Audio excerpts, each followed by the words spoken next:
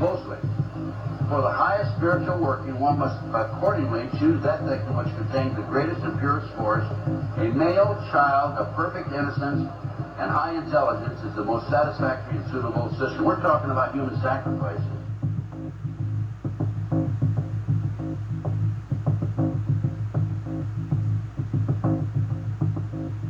And they'd also drug them up, and they'd take a sacrificial knife and they'd start from the chest and move all the way down to your abdomen. And then that's how they sacrificed, and they'd collect the blood and they'd drink it. The mid-September through mid-November, they sacrificed babies, and nothing but babies, because they need the pure blood of the untainted children. And I didn't understand what it was like. I can't believe I'm seeing this every year of my life.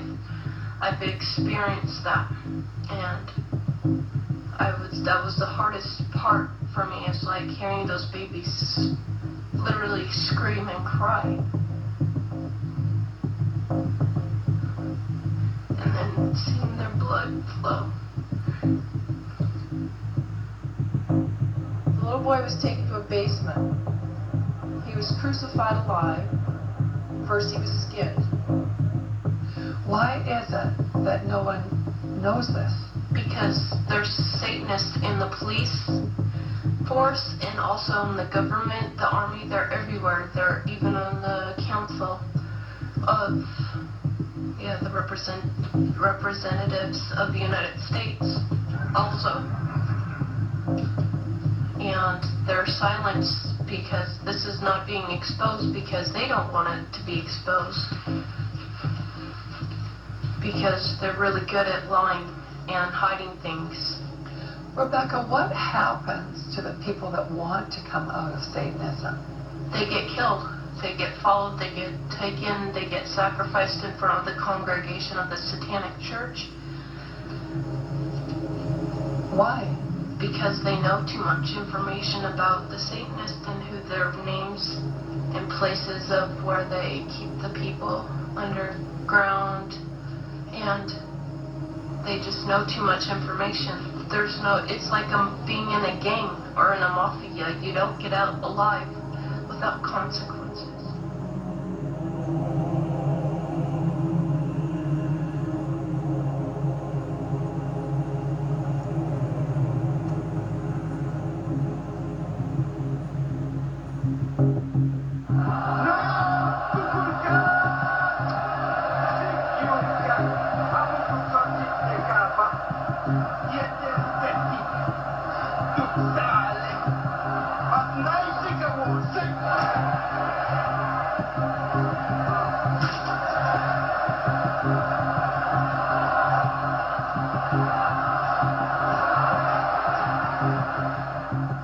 They gain control of the world by bankrupting their own businesses. The Illuminati owns most, I would say 99 9/10 of the stores that you walk into and shop and the gas stations you go to. And they are going to destroy them on purpose. And the idea of taking over is to bankrupt the whole world where nothing is of any value and the currency does not exist anywhere, and then come back and solve all the problems.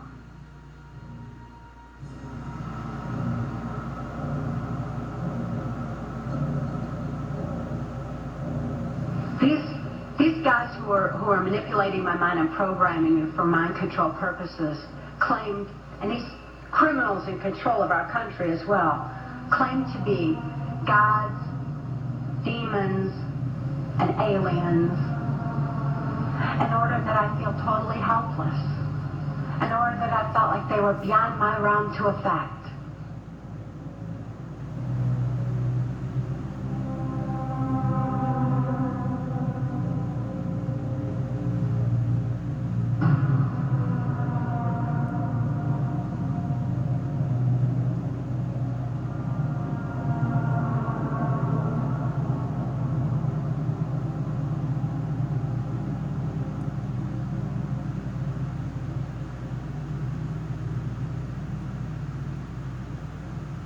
Why do they keep the aliens in a Faraday-shielded environment? Because they have a tendency to disappear right through walls. And if you can prevent the transmission of electromagnetic energy, you can stop them from doing it.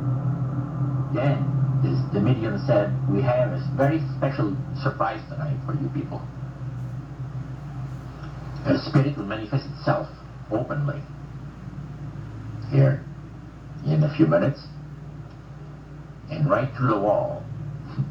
The lights weren't terribly bright, but they were like living room lights.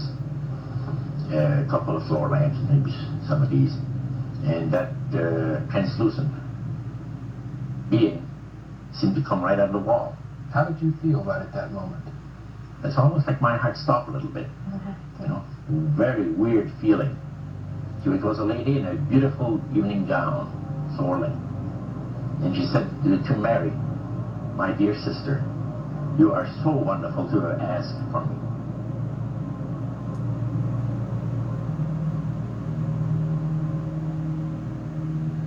So he said the supposed spirits of the dead that you're talking with are demon spirits, fallen angels, these beautiful beings. Just said it out, just like Oh that. yeah. It didn't make you uneasy when he said they were... Well, it shocked you a little bit, something that you first hear mentioned to you.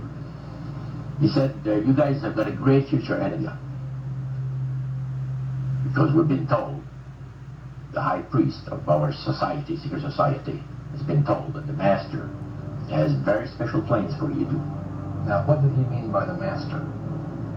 Satan. He said that she was made successful in her singing career by a dear friend of hers that was the same age as she, and died when she was 18 years of age.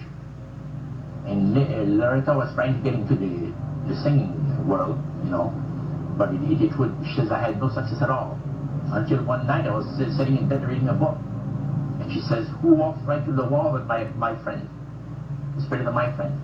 And she says, Loretta, I'm going to make you a very famous person in singing Western country music, and I will be with you all the time. She said, her voice went through me, the power. And you saw this in a television documentary? Yeah. This was, I believe, 1976 it took place. Now, the priest explained that when people believe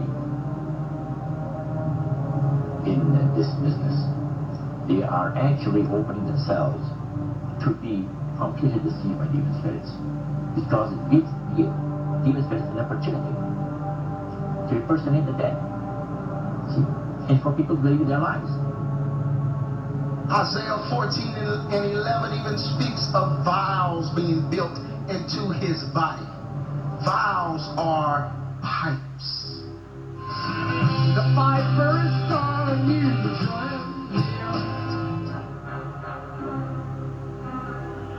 The Illuminati doesn't produce rock music to entertain you. They don't produce rock music to make money. They don't need that money. They own everything anyway. They do it to put demonic influence in your life.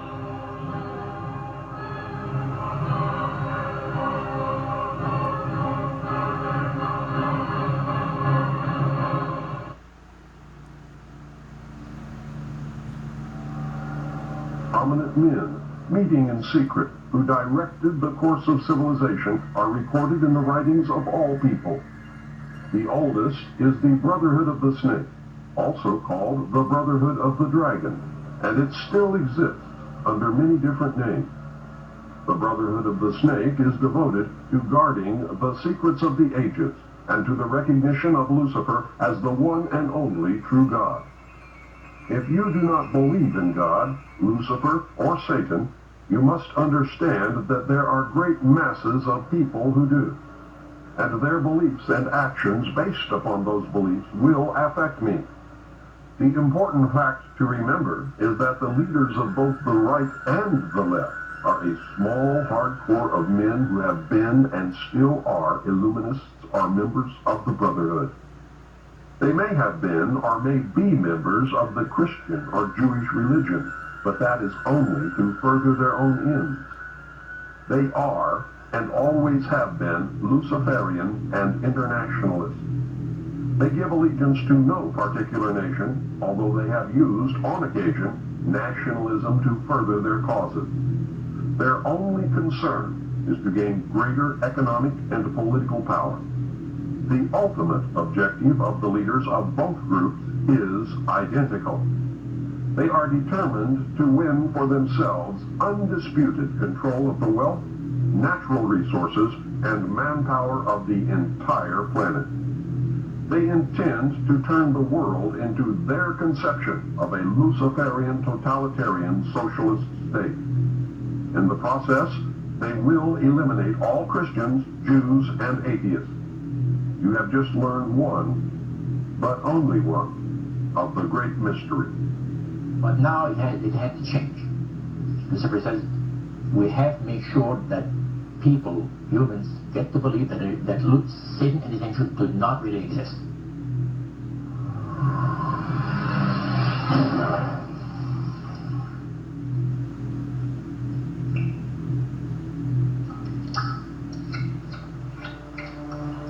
That's what they're trying to do.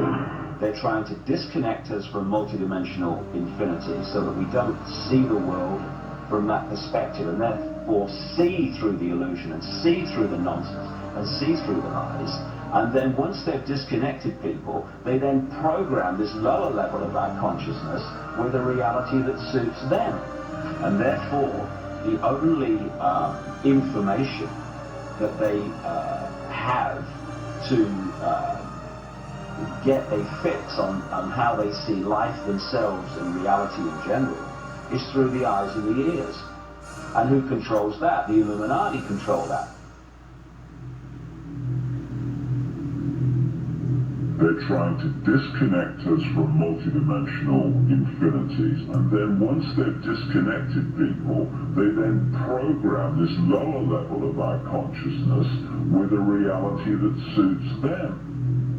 If there's a reality out there pertaining to any alien influence, we need to sort out the government misinformation and disinformation and mind manipulation techniques that they're using. I know for a fact that the plan is to make all of us feel totally helpless. That what's happening is beyond our realm to affect because we've been taken over by aliens. That our independence day is dawning. So beware of that. Understand that those criminals have been keeping information and technology from us under the blanket of national security. They are 25 years ahead of us at least. They're way ahead. So when they say, it's aliens, and they show us some incredible technology, don't fall into the trap of feeling totally helpless, that this is beyond our realm to affect. Superstition begins where knowledge leaves off. And they have been keeping knowledge from us for a long time. People have all kinds of belief systems. And I'm sure each and every one of you has various and different belief systems as well. I'm not saying that there's no such thing as aliens. That would be foolish for me to even say anything like that at all. But what I am saying is that it was my experience that these were people claiming to be aliens. Some people in this world are about to destroy the sovereignty of nations, take away our Bill of Rights. The UFO thing is integrally tied into this in some way. I'm not exactly sure how, but if extraterrestrials are real, then they're controlling everything, believe me. If they're not real, they're being used as a threat from without to scare people into coming into this one world global unity of humanity in order to face that external threat. And in the process, we'll lose. The ordinary man will lose. You understand, disinformation is deliberate deceit to hide other things. And so there's so much of that. And some of it is surprisingly well-sponsored disinformation. I'm going to sum up this talk and mention an overview of the alien agenda. The alien agenda is really decimate the planet, to take the remaining human subjects as slaves, and the aliens would use this planet for their own means. My question I'd like to ask is this. If the aliens have a 1,200 IQ, can speak all these languages, and are so powerful, what prevents them from just taking over? Well, it's a good question. We are an alien species to them, and our germs have a tendency to kill them.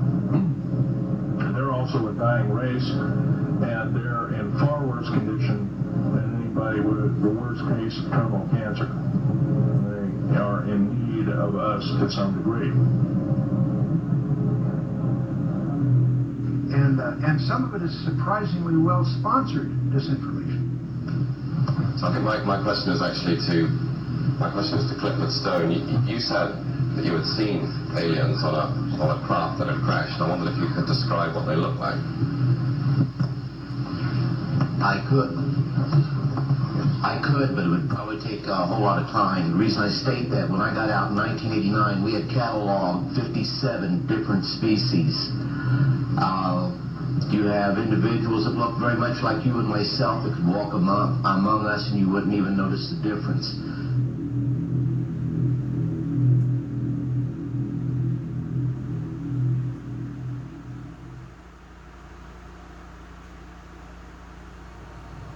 The situation is that you have various types of what we normally call grays. We didn't call them grays in the military, but you had at least 3 types of the grays.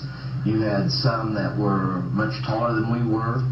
The unique thing that I'd like to point out for the most part is that the entities that we did catalog were in fact humanoid. Now this created a situation where the scientific community was trying to figure out why that would be the case. Because you would expect that if life evolved on other planets, that they would take on some type of other being, so to speak, not necessarily look humanoid or be bipedal such as we are. But apparently, we got quite a few of the species out there that are humanoid in appearance, and that creates a question that yet has to be answered by science.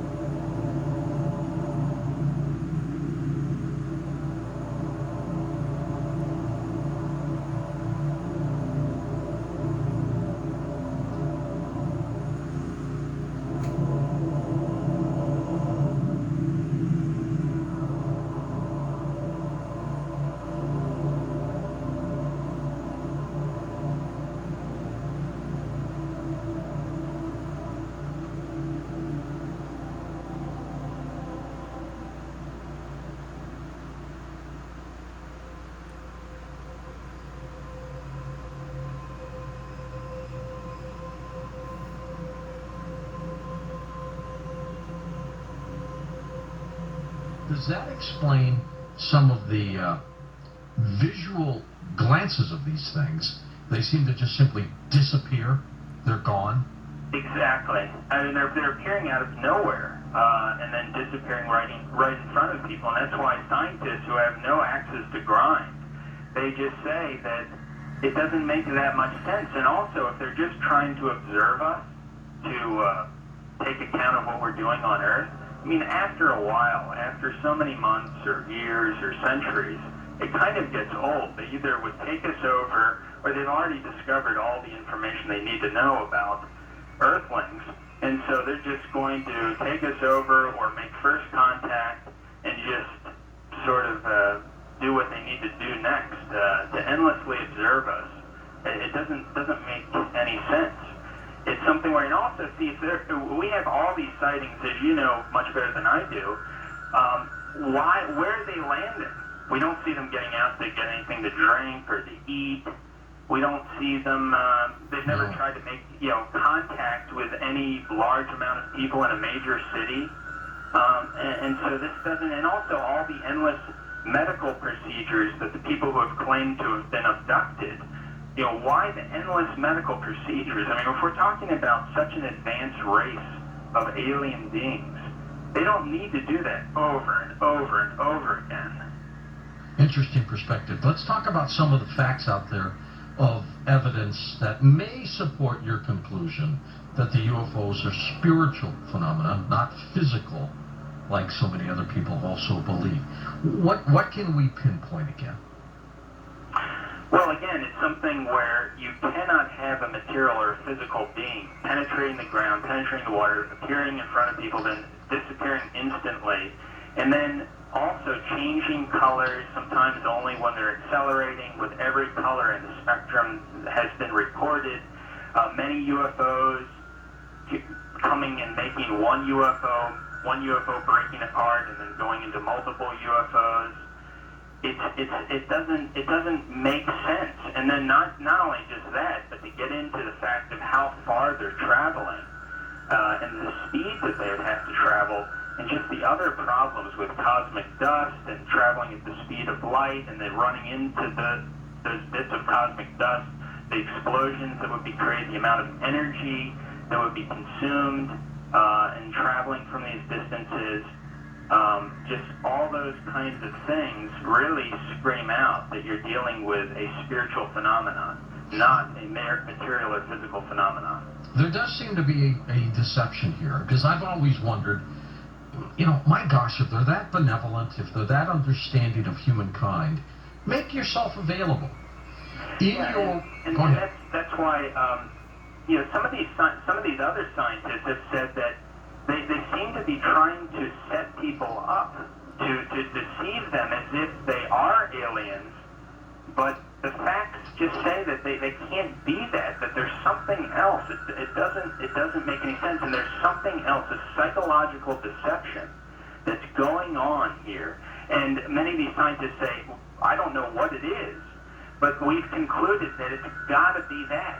It's got to be something bigger is going on here than just them trying to show people that, yes, here's a UFO that you're seeing now, we are aliens, that there's got to be something else going on here, on top of the fact that the characteristics of them show that they just cannot be some material or physical craft. Do you think humans are involved in the deception? I'm losing my voice here. I gotta pop it back.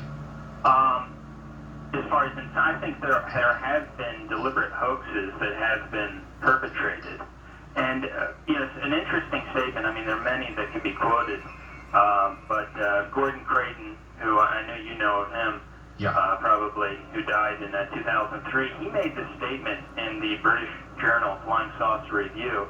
He said, quote, "There seems to be no evidence yet that any of these craft or beings originate from outer space."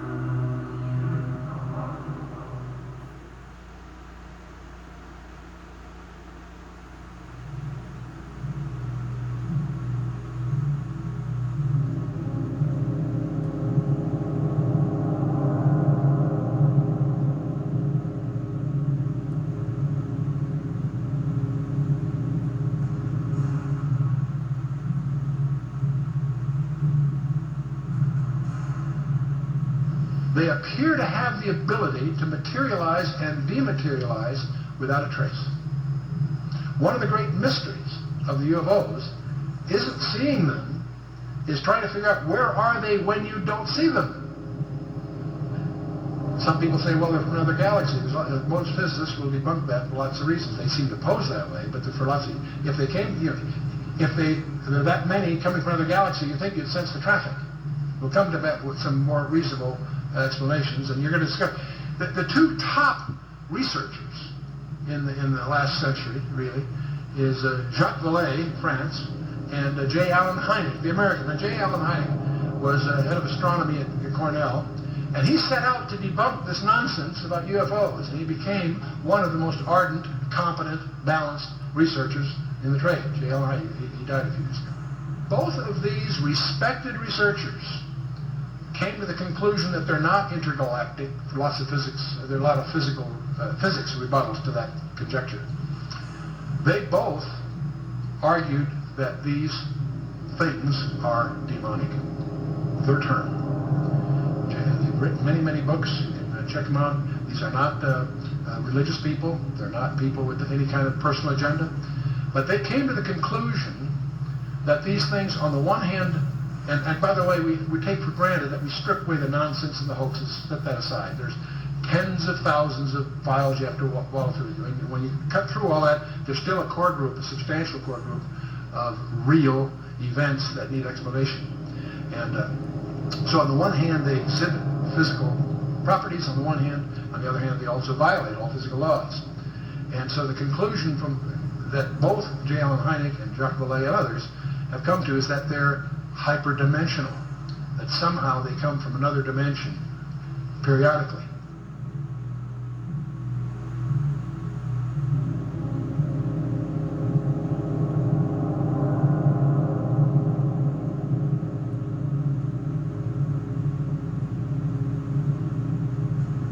But both of them came to the conclusion that these creatures are hyperdimensional. They're not from some other galaxy. They also both concluded they're hostile because they pretend to be something they're not.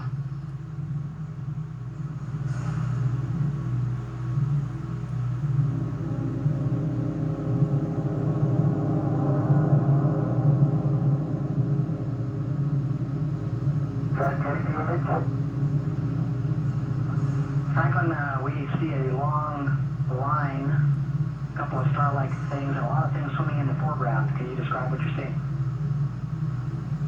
Well, the long line is a tether, and there's a little bit of debris that kind of flies with us, and it's illuminated by the sun at such a low angle. So, the smallest straight line, and it's getting washed out quickly, but Clyde is trying to do a quick, good job here to the cameras.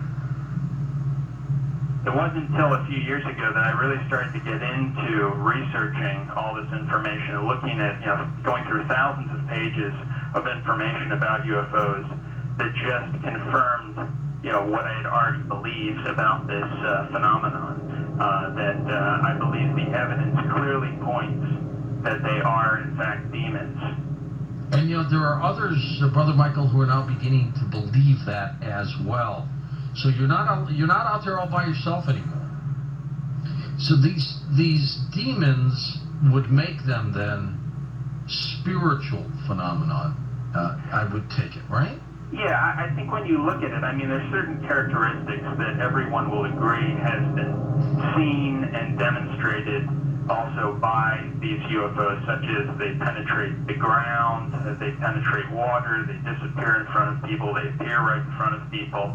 One person will see a UFO and the person next to them will not see the UFO. They change colors, sometimes only one accelerating. They change shape, they change size. Many people have made the comment that they seem like they're alive almost. And so these are all characteristics of something that's not a physical or material being or construction. It's got to be something that's a spiritual phenomenon with those kinds of characteristics.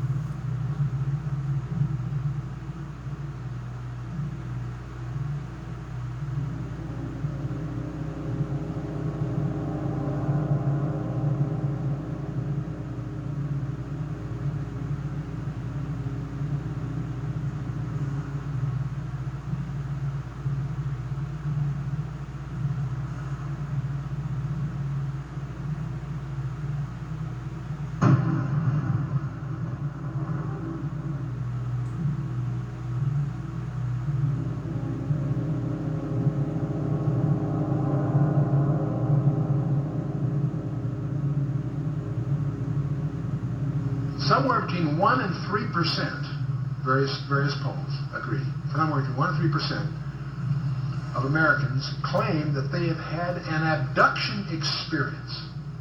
That's over 5 million people, or in that neighborhood. Not a few thousand deranged people, not a few, disaffected. This is, we'll talk a little more about this. This is a very, very disturbing phenomenon in the counseling profession. Now, part of the problem of the UFOs is they have some paradoxical behavior. On the one hand, they're seen by multiple competent witnesses. They are plotted on radar, sometimes multiple radars simultaneously. They leave tangible traces on the ground, sometimes radiation, evidence of burning and other things. So they are apparently real in the sense of being physical, on the one hand. There are photographs. Sometimes they show up on photographs, sometimes they don't. But here's the problem. While they seem to be tangible on the one hand, they exhibit behavior that can't possibly be physical. They can go in excess of 6,000 miles per hour without sonic booms. What on earth does that mean? I'd like to know how they do that trick.